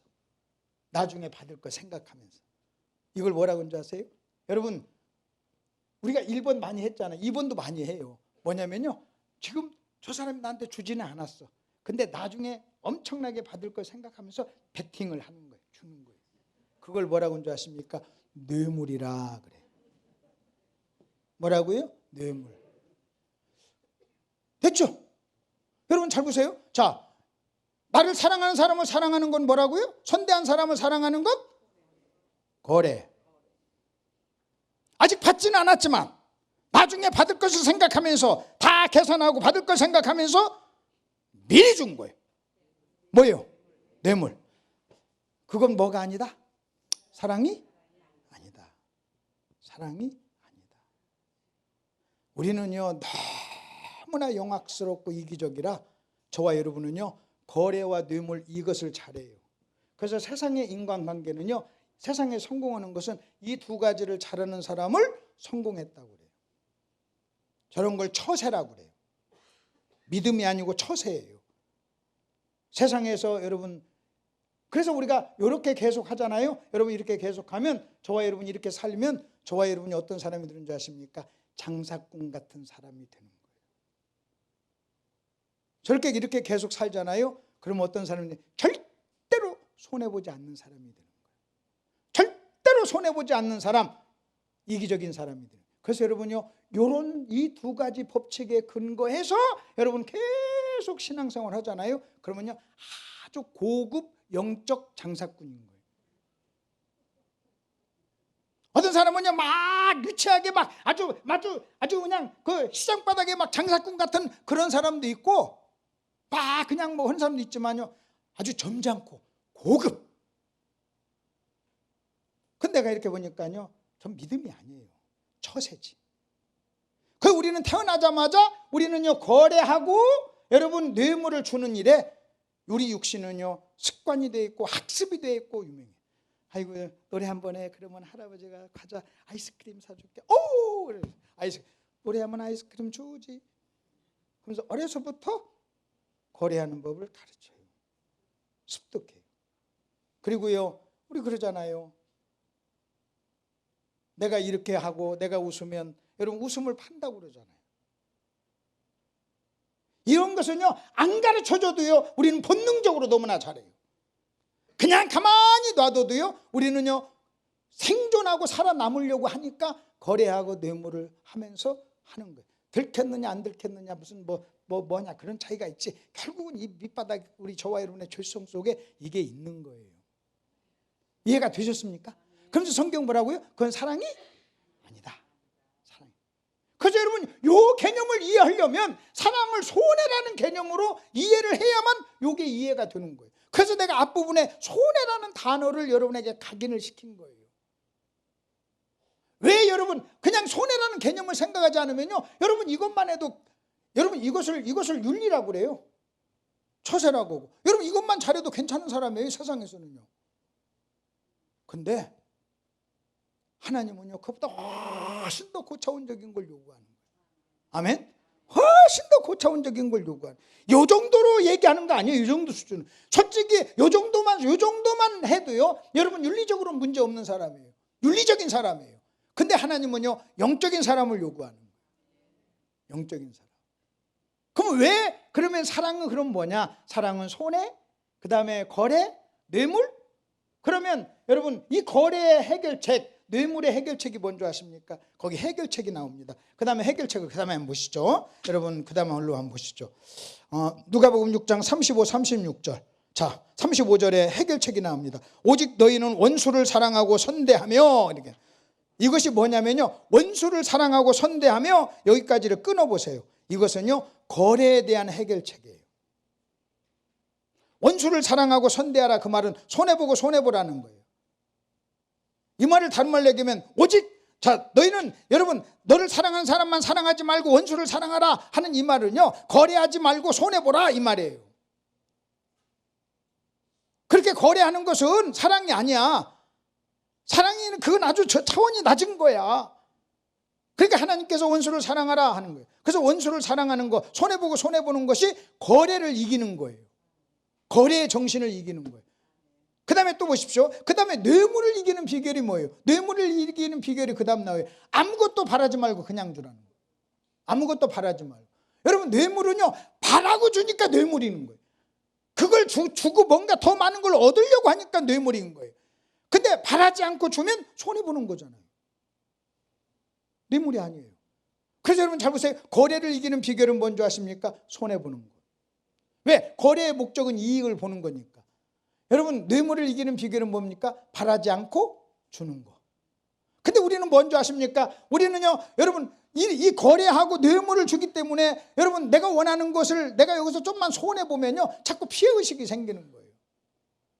여러분 우리가 예수를 믿으면서 저와 여러분에게 피해의식이 생겼다는 것은요 여러분 우리가 다시 한번 생각해 봐야 되는 거예요.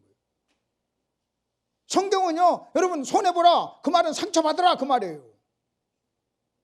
원수를 사랑하라 상처받으라는 거예요. 여러분 우리가 누군가를 사랑하려면 상처받아야 돼요. 아멘 좀 해보세요. 우리는요 피해의식이라고 하는 이 단어가 우리에게 찾아와서는 안 돼요. 믿음으로. 왜 그런가 이제 그걸 설명해 드릴게요. 자 그리고 나서 그 다음에 그랬어요. 그러면서 이렇게 얘기합니다. 여러분 거기 보십시오. 자 그리하면 그랬어요. 그리하면 거기다 줄 좀 치세요. 그리하면이 뭔지 아십니까? 앞부분을 내가 하면, 그리하면이란 말은 항상 그래요. 앞부분은 내가 할 일, 뒷부분은 하나님이 하실 일이에요. 너희는 먼저 그의 나라와 의를 구하라. 그리하면 그래요. 그때 그리하면의 앞부분은 누가 할 일? 내가 할 일. 뒷부분은 누가 하실 일? 하나님이 하실 일이에요. 아멘? 그러니까 여러분 결국 그 앞부분이 뭡니까? 앞부분이 자 오직 원수를 사랑하고 선대하고 아무것도 바라지 말고 꾸어주라. 이 말을 다른 말로 한마디로 얘기하면 사랑하면 그 말이에요. 또 손해보면 그 말이에요. 네가 내 명령에 근거해서 손해보고 손해보면 그 말이에요. 그 다음에 뭐라고 그랬어요? 그리하면 너희 상이 클 것이요 그랬어요. 지극히 높으신 이의 아들이 되리니 그랬어요. 너희 상이 클 것이요 아들이 되리니 보상이 있다는 거예요. 그래서 여러분 이겁니다. 저 좀 보세요. 결국 여러분 이겁니다. 너 손해봐 또 손해봐 손해봐 손해봐. 네가 손해보면 너희 상이 크다 하는 이 말은요 간단하게 얘기하면 내가 갚아줄게. 뭐라고요? 시작. 내가 갚아줄게. 내가 갚아줄게. 여러분 손해보고 사랑하는 거, 원수를 사랑하고 손해를 보면 어떤 일이 일어나는 줄 아십니까? 우리는요 여러분 우리는 내가 이 사람에게 주고 이 사람한테 받으려고 하니까 손해봤다고 생각하는 거예요. 근데 지금 하나님께서 뭐라고 하냐면 이렇게 얘기합니다. 이 말을 좀 다른 말로 얘기합니다. 너 그 사람한테 손해봐. 그리고 바라지 말고 꾸어줘. 그 다음에 뭐냐면 내가 보증 쓸게 그 말이에요. 내가 갚아줄게 그 말이에요. 아멘 할 때까지 할 거예요. 내가 갚아주고 내가 보증 쓸게. 여러분 구약에서는요 가난한 자들에게 꾸어주는 것은 나에게 꾸어주는 거라고 하나님이 얘기해요. 가난한 과부 가난한 사람에게 꾸어주는 것은 나에게 꾸어주는 것이다. 그 말은 뭔지 아세요? 나 믿고 꾸어주라는 거예요. 내가 보증 쓴다는 거예요. 내가 그 사람 대신 갚아준다는 거예요. 아멘 좀 하십시다. 내가 그 사람 대신. 왜 가난한 사람 여러분 보세요. 왜 가난한 사람이 싫어하는 줄 아십니까? 여러분 수많은 사람이 거래하고 뇌물을 하니까요 여러분 가난하고 능력이 없고 여러분 갚을 능력이 없는 사람은요 사랑 안 해요. 왜? 내가 가난하고 갚을 능력이 없는 사람하고 관계를 맺으면 손해보니까요 그런 사람을 피하는 거예요. 그리고 자꾸 뭔가 얻을 거리가 있는 사람하고만 자꾸 사람이 몰리는 거예요. 그러니까 사람들이요 뭔가 자꾸 이렇게 그런 걸 가지려고 그래요. 근데 여러분 잘 보십시오. 성경은 뭐라고 하는 줄 아십니까? 왜 우리가 가난한 사람을 무시하는 줄 아십니까? 갚지 않으니까요. 근데 하나님께서 이렇게 얘기하는 겁니다. 가난한 사람한테 꾸어줘. 내가 보증 서고 내가 갚아줄게. 그러면서 이렇게 얘기합니다. 너 만일 과부를 무시했다가 과부가 기도하면 내가 너 그냥 안 둬 그 말이에요. 여러분 힘없고 가난한 사람을 무시해? 그 나를 무시하는 거예요. 내가 보증 쓸게 그러는 거예요. 그래서 여러분은요 여러분이 정말로 힘없고 가난한 사람을 멸시하고 무시하는 것은요 여러분 그 사람이 나 힘이 없으니까 가난하니까 나한테 대항할 힘이 없어요. 그러니까 그 사람이 누구한테 가겠어요? 하나님께 가요. 그래서 하나님이 기도하는 거예요. 하나님 저 부자 저 사람한테 힘 있는 사람한테 제가 당했어요. 하나님 하면요 하나님이 대신 갚아줘요. 덤비고 옮기려고 싸우려면요 힘 있는 사람하고 싸우세요. 근데 사람들이 영악스러워서 힘 있는 사람한테는 안 덤벼. 왜? 덤볐다가 터지니까. 만만하니까 힘없는 사람한테 함부로 하고 멸시하고. 그래서 가장 비겁한 게요 자기보다 약한 사람 힘없는 사람한테 함부로 하는 사람이요 아주 나쁜 사람이에요. 그 사람 믿음이 없는 사람이에요. 하나님을 경외하지 않는 사람이에요. 하나님이 얼마나 무서운 걸, 그 사람이 지금 하나님 편에 있다는 걸 모르는 거예요. 그 사람 옆에 그 사람 뒤에 하나님이 있다는 걸 모르는 거예요. 여러분 잘 기억하세요. 여러분 뭔가 좀 있는 사람한테 가서 비굴하고 이거예요. 뭔가 약한 사람한테 함부로 하고 바람직한 거 아니에요. 그럼 그래서 너 손해보고 손해봐. 그러면 너희 상이 클 것이오. 그래서 여러분 우리가 손해보고 원수를 사랑하고 손해보고 손해보잖아요. 거래하지 않고 손해보잖아요. 그러면 하나님이 어떤 보상을 해주는 줄 아십니까? 두 가지 보상을 해줘요. 너희 상이 크다 하는 것은 갚아준다는 거예요. 네가 그 사람한테 손해본 것보다 더 주겠다는 거예요. 더 주겠다. 이자까지 쳐서 주겠다는 거예요. 아멘? 이자까지 쳐서 주겠다는 거예요. 하나님은 좋은 분이고 큰 분이에요. 여러분 스케일이 커요. 나보다. 재밌는 것은요, 여러분 아들이 조그마한 꼬맹이 아들이 모아가지고 여러분 2,000원 5,000원 아빠 나 아빠 용돈 모았어 하고 2,000원 5,000원 아빠한테 돌려주죠. 그러면 아빠가 그래 고맙다 하고 아빠가 딱 줄 때는요 10,000원 100,000원짜리 주잖아요. 50,000원짜리 딱 주잖아요. 여러분 주면서 5만원짜리 들면서 어이구 너무 크네 하고 10,000원짜리 줍니까? 그럼 그 아이한테 50,000원짜리 사이즈가 큰 거잖아요. 여러분 사이즈가 크기가 아빠가 4살 5살 먹은 아이보다 크잖아요. 하나님이 저와 여러분보다 커요. 사이즈가. 여러분 마음이 더 크세요. 그래서 뭐냐면 너희 상이 클 것이오 그 말이에요. 이 말을 좀 그냥 제 편으로 얘기하면 여러분 손해봐라. 내가 갚아줄게. 근데 내가 이자까지 쳐가지고 톡톡이 갚아줄게. 아멘. 자, 그 다음에 보십시오. 그리고 나서 두 번째는 뭔지 아십니까? 지극히 높으신 이의 아들이 된다 그랬어요. 두 번째 보상은 원수를 사랑하면 하나님을 닮게 돼요. 하나님을, 부전자전 하나님을 닮. 그러면서 이렇게 얘기합니다. 높으신 이의 아들이 되리니 그는 은혜를 모르는 자와 약한 자에게도 인자하시니라. 하나님은요, 여러분 하나님은 이렇게 사람을 가려서 하지 않는다는 거예요. 그래서 여러분 보십시오. 우리가 원수를 사랑하잖아요. 원수를 사랑하면 어떤 사람이 되는 줄 아십니까? 하나님을 닮아가요. 하나님을 닮아. 여러분 하나님을 닮는다는 게 원수를. 그렇기 때문에 하나님은 저와 여러분이 하나님 닮기를 원하잖아요. 그래서 저와 여러분의 인생 속에 여러분 원수를 만나게 해주는 거예요. 여러분 원수를 만날 때 막 찡그리지 말고 하나님 사랑하는 원수 사랑하는 것 연습시키려고 보냈구나 그렇게 생각하고 아이고 내 스파링 파트너네 하고서는 그냥 원수 사랑하는 거 연습하세요. 여러분 원수를 만나지 않고 어떻게 원수를 사랑하는 법을 배워요? 하나님께서 지금 나를 원수 사랑하는 사람, 큰 사람, 하나님 닮은 사람으로 만들려고 내 인생길에 여러분 그런 사람 연습 상대로 지금 보내준 거예요. 근데 여러분 그런 사람을 피해? 그리고 불평하고 원망하고 짜증내고 여러분 미워하고 그러면요 결국은 우리는 하나님이 원했던 그 뜻을 이루지를 못하는 거예요. 여러분이 원수를 만나지 않고 원수를 사랑하는 법을 배울 수 있나요?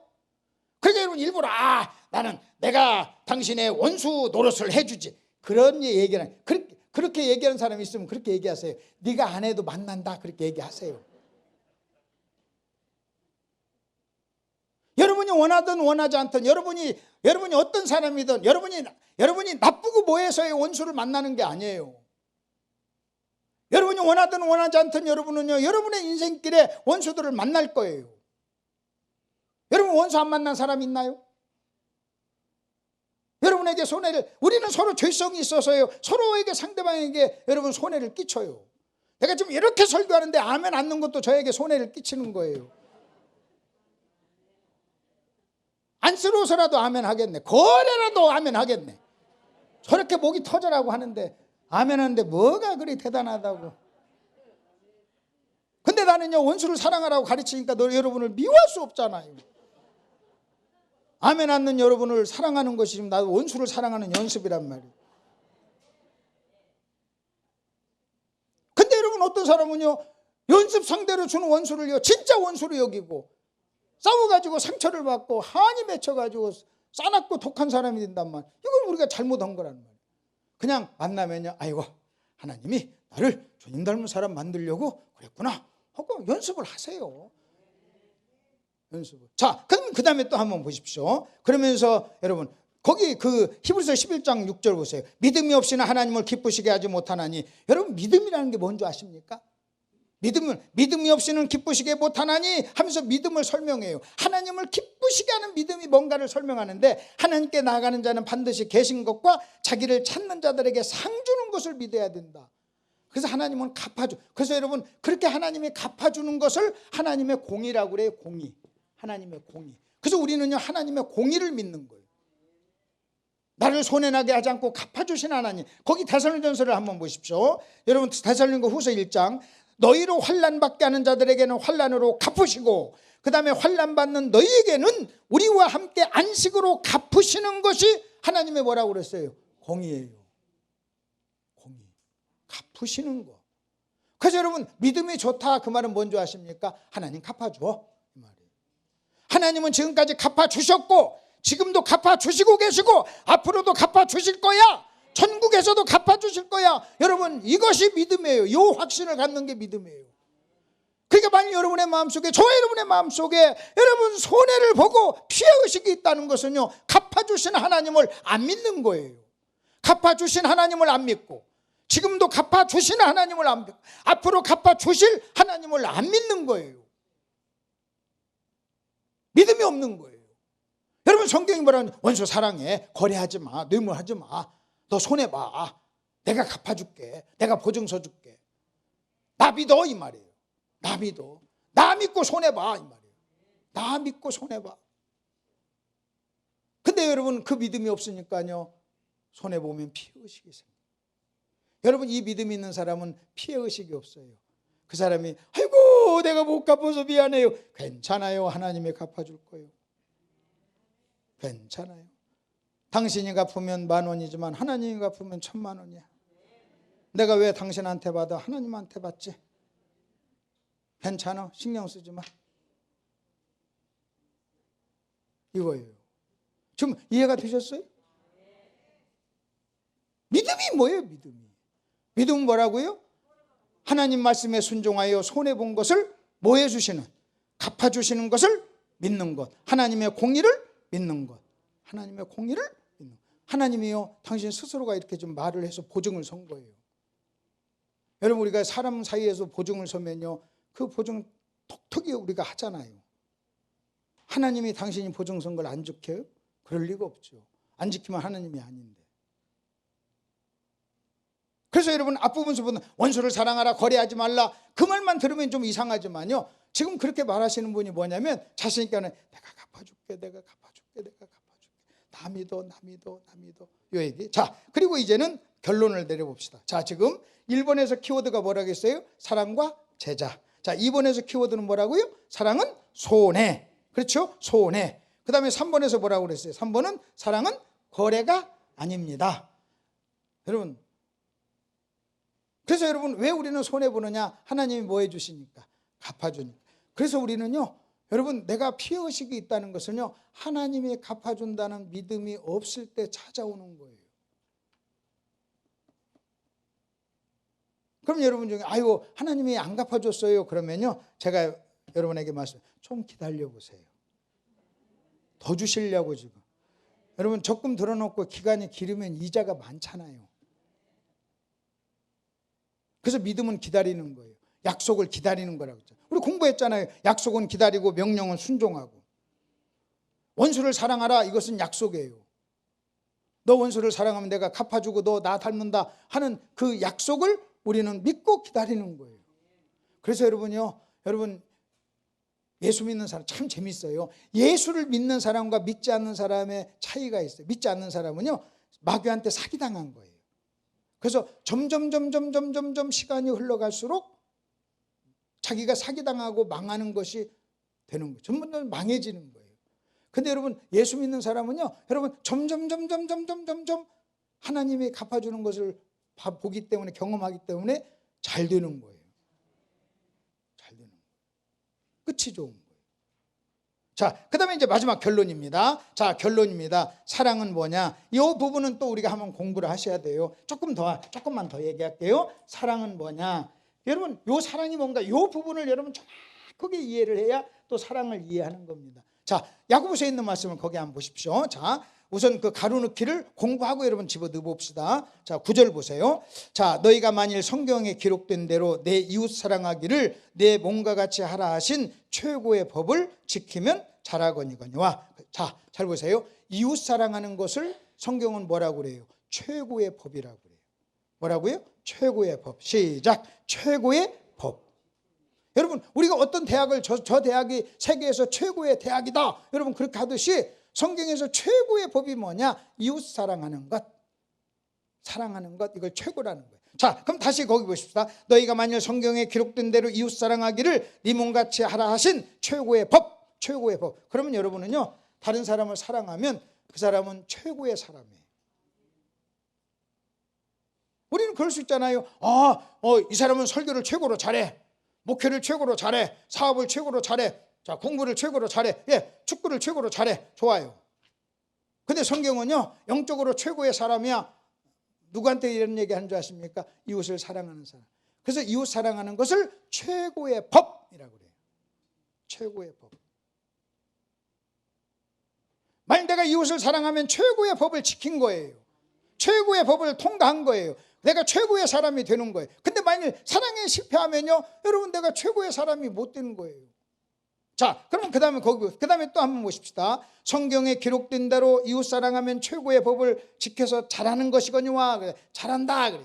그래서 여러분 우리는 이래야 돼요. 어떤 사람이 이웃을 사랑하면요, 아이고 잘하십니다 그래. 지금 이웃을 사랑하지 못하고 싸우고 미워하면요, 아이고 못하십니다 이래야 돼요. 그리고 당신은 최고가 아닙니다 이 말이에요.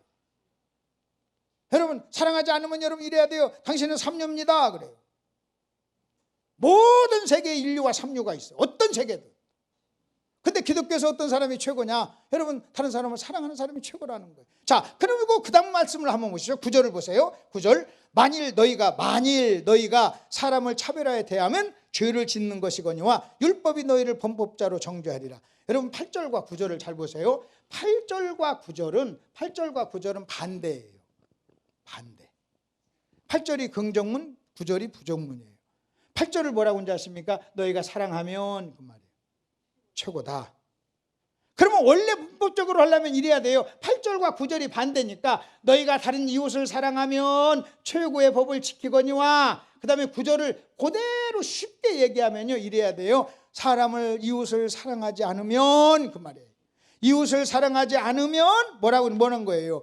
너는 죄를 짓는 것이고 율법이 너를 범법자로. 율법은 사랑의 완성이잖아요. 율법은요 사랑의 구체적인 표현이잖아요. 그러니까 율법이 뭐라고 얘기하냐면 너 죄 짓는 거야, 너 죄인이야, 이렇게 범죄자로 정한다는 거예요. 자, 그러면 여러분 잘 보십시오. 자, 너희가 이웃을 사랑하면 최고다. 근데 사랑하지 않으면 너는 죄인이야, 이렇게 나왔어요. 근데 사랑하지 않으면 이라고 나와야 되는데 그렇게 직접적으로 반대인데 반대를 이렇게 표현하지 않고 다른 표현으로 얘기하는 거예요. 사랑하지 않는 것을 다른 표현으로 얘기했는데 그걸 뭐라고 하냐면 차별이라고 그래요. 차별. 여러분 잘 들어보세요. 그래서 이래 너희가 사람을 차별하여 대하면 그래요. 차별하여 대하면. 이 말은 다른 말로 얘기하면 너희가 이웃을 사랑하지 않으면 그래요. 그래서 여러분 그래요. 거기 괄호 집어넣으면 이거예요. 사랑은 차별하지 않는 거예요. 사랑은 차별하지 않는 거. 여러분 이 개념을 여러분이 잘 이해하셔야 돼요. 여러분이 사람을 차별하지 않으면 여러분 최고지만 사람을 차별하면 여러분 그러면 왜 그러면 여러분 이 차별하면 여러분 차별하는 것이 왜 그렇게 무서운 것인가? 차별하는 것이 왜 그렇게 사랑이 아닌가를 한번 보세요. 이게 야고보에서 어떤 부자가 오니까 여기 앉으세요. 가난한 사람이니까 무시했다는 거예요. 여러분 사람을 차별한다는 것은요 내가 이기적이라고 하는 표시예요. 다시 말하면 나에게 이익을 주는 사람한테는 잘하고 나한테 이익을 주지 않는 사람한테는 내가 함부로 대한다는 거예요. 그러니까 아까 그 거래의 정신이 그대로 있는 거예요. 사랑이 아닌 거예요. 여러분 사람을 차별하는 것 이것은요 사랑이 없다는 증거예요. 저 사람과 나를요 여러분 차별하는 것.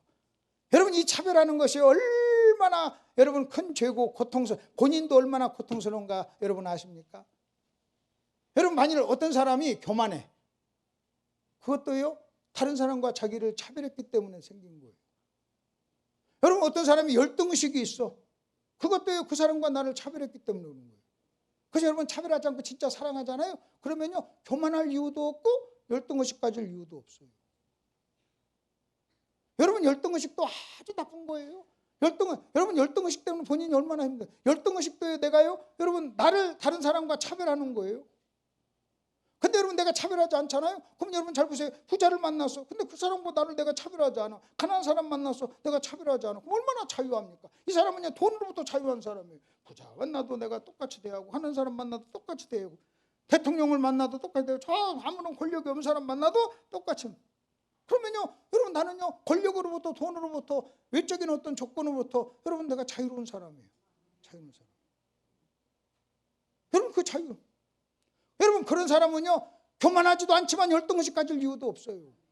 아멘 좀 해보세요. 여러분요, 열등의식이 없는 사람, 열등의식은 죄를 짓고 난 다음에 인간에게 찾아온 의식이에요. 열등의식, 피해의식, 여러분 비교의식, 이 3대 의식이 우리를요 부정적인 사람으로 만들잖아요. 여러분요, 열등의식이 얼마나 고통스러운가. 나는요 열등의식 때문에 고생해 본 사람이에요. 내가 웃는 말로 뭐라고 하는지 아십니까? 저 예수 믿고 열등의식 치유받았는데요, 저는요 천국이 없고 열등의식만, 예수 믿고 열등의식만 고쳤다는, 예수 믿을만 하다고 말하는 정도로 열등의식. 여러분 열등의식이 너무나 고통스러워요. 여러분 다른 사람 앞에서 자랑하고 다른 사람을 무시하는 것도요, 여러분 다른 사람을 막 있다고 하면서 막 무시하니까 여러분 그 사람이 막 대단할 것 같고 막 뭐 할 거, 만족할 것 같죠? 마음속에 평안이 없고요 자유함이 없다는 증거예요. 여러분 그런 사람은요 자기가 좀 잘났다고 생각하는 그거에 지배를 받는 거예요. 여러분 돈 때문에 여러분 교만하고 돈 없는 사람을 무시하는 사람은요 돈의 지배를 받고 있다는 증거를 자기가 그렇게 얘기하는 거예요. 그 대단한 사람 같아도요 그렇지 않아요. 저는요 여러분 뭔가 한 분야에 탁월하니까 그 분야 때문에 막 다른 사람 무시하면서 교만하는 사람은요, 우리가 모든 분야에 탁월할 수 없잖아요. 그러니까 자기가 약한 부분에 대해서는요 엄청난 열등의식이 있는 거예요. 그래서 열등의식과 교만은요, 자랑은요 동전의 앞뒤예요. 잘난 거에 대해서는 열등의식, 못난 거에 대해서는 열등의식이 있을 거예요. 그래서 열등의식도 엄청난 교만인 거예요. 자기의식이에요. 자기가 안 죽은 거예요. 율법주의예요. 그러니까 여러분 고통스러운 거예요. 자기가 살아있습니다. 여러분 누군가 나를 무시한다는 것 때문에 내 자기 어떤 거 약점이 드러날까 봐서 숨기면서, 그것이 드러날까 봐서 조마조마하면서 열등의식 갖는 게 얼마나 고통스러워요. 교만도 마찬가지. 여러분 사람을 차별하지 않잖아요. 그러면요 그게 능력이에요. 하나님은 우리를 차별하지 않았어요. 하나님은 우리를 차별하지. 사랑과 은혜는요 차별. 그래서 사랑을 아가페 사랑을 뭐라고 하는지 아십니까? 무조건적인 사랑이라고. 무조건적인 사랑. 차별하지 않고. 그리고 나서 그 다음에 복음을 얘기합니다. 거기 한번 보십시오. 그 다음에 이제 결론입니다. 이제는 율법 위에 하나님의 한 의가 나타났으니 율법과 선지자들에게 증거를 받은 것이라 곧 예수 그리스도를 여러분 믿음으로 말미암는 모든 믿는 자에게 미치는 하나님의 은이 뭐가 없다? 차별이 없다. 하나님의 은은, 복음에는 차별이 없어요. 그래서 내가 복음적인 사람이라는 것은요 사람을 차별하지 않는 사람이에요. 그래서 진짜 복음은요 어떤 능력이 있는 줄 아십니까? 복음은 나를 구원할 뿐만 아니라 사람을 차별하지 않는 사람으로 만들어주는 거예요. 내가 복음을 만나고 복음을 경험해서 차별하지 않는 대우를 내가 받아봤기 때문에 내가 하나님으로부터 복음에 감격하고 차별 대우를 받지 않은 것에 대해서 감사한 사람, 이게 얼마나 귀한가를 아는 사람은 그 사람이 다른 사람도 차별하지 않는 거예요. 만일 어떤 사람이 사람을 차별하죠, 여러분 이 사람은요 스스로 복음적이지 않다는 것을 보여주는 거예요. 우리는요 예수 믿으세요, 구원 받으세요 하고 그것을 아는 것만 복음적인 사람이라고 생각하는데 아니에요. 그거 아니에요. 여러분이 누군가를 차별하지 않고 가난한 사람이나 부한 사람이나 많이 배운 사람이나 그렇지 못한 사람이나 여러분 똑같은 마음으로 사람을 사랑하고 귀히 여기면 여러분 그 사람은요 최고의 사람이요, 위대한 사람이요, 최고의 법을 지킨 사람이에요. 그것을요 성경에서는요 성경적인 사랑이라고 그래요. 자, 그러면 이제 다 끝났어요. 자, 1번에서 키워드가 제자와 사랑, 2번에서는요 소원해, 3번에서는 거래, 그리고 하나님의 공의, 결론은 그겁니다. 차별, 이런 단어들입니다. 하나님 사랑하고 우리가 이웃을 사랑하고 원수를 사랑하고 손해보십시다. 하나님이 갚아줍니다. 다른 것보다 여러분 피의식 갖지 마세요. 여러분 피의식 갖지 마세요. 여러분 잘하신 거예요. 손에 잘 보신 거예요. 잘하신 거예요. 사랑하신 거예요. 자원하는 마음으로 여러분이 손해 보시면 하나님이 더 갚아줄 거예요. 기다리면 승부가 나는 겁니다. 믿음은 기다리는 겁니다. 기도하시겠습니다. 하나님 아버지, 은혜를 감사합니다. 귀한 자리에 저희들 불러주셔서 하나님 말씀 들려주시니 너무나도 감사합니다.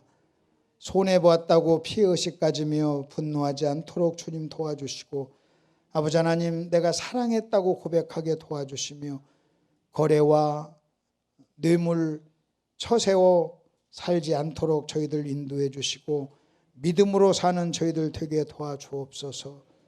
교만의 함정에서 우리를 구원해 주시고, 열등의식의 함정에서 우리를 구원하여 주옵소서. 차별하지 않으면 최고의 사람이라고 했습니다.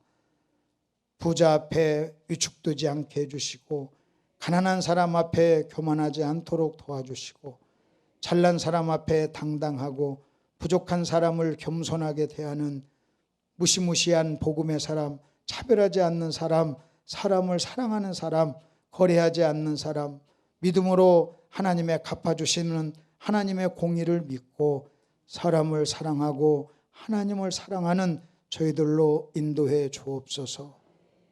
너희가 서로 사랑하면 사람들이 내 제자인 줄 안다고 했습니다. 아버지 하나님, 우리가 제자가 될 수 있도록 저희들에게 은혜를 베풀어 주옵소서. 예수님 이름으로 기도하옵나이다. 아멘.